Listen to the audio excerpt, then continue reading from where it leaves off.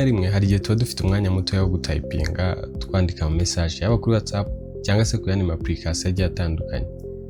Icyo gihe rero iyo dufite umwanya muto usanga twibagirwa gusubiza abantu batwandikiye, rimwe na rimwe tukanabireka bitewe n'uko twabuze umwanya wo kubandikira tubasubiza.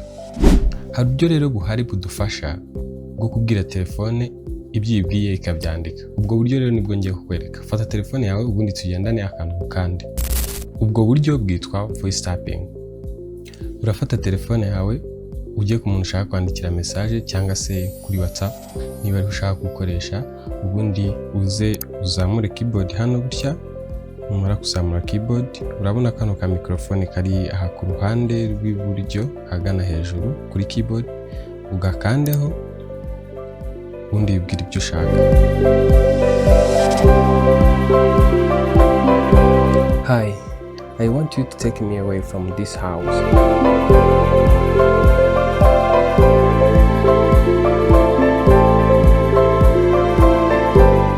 Aha ni igihe uri gukoresha icyongereza. Birashoboka yuko umuntu ashobora no gukoresha ikinyarwanda.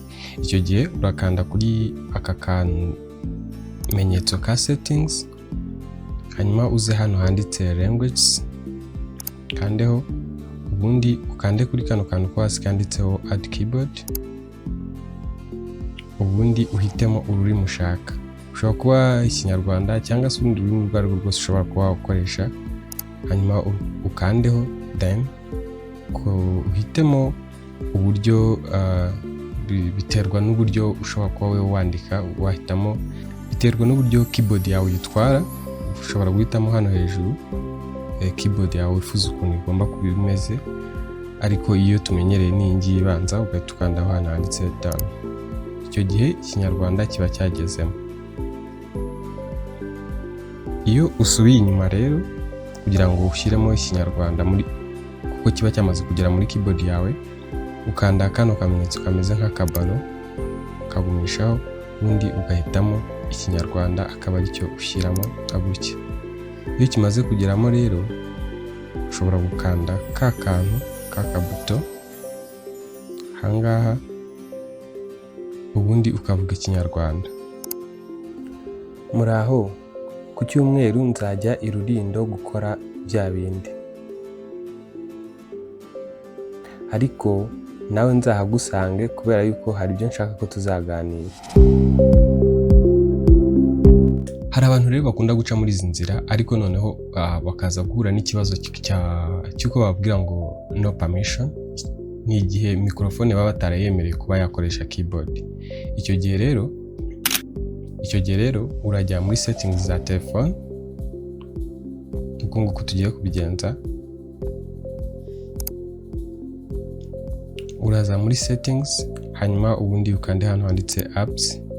Numara gukanda hano handitse apps, uze hano kuri see all apps, hanyuma uhitemo keyboard yawe. Ngiye nkoresha Gboard, researching. Numara kuyibona uraza hano handitse permissions, winjiremo ubundi uhitemo microphone.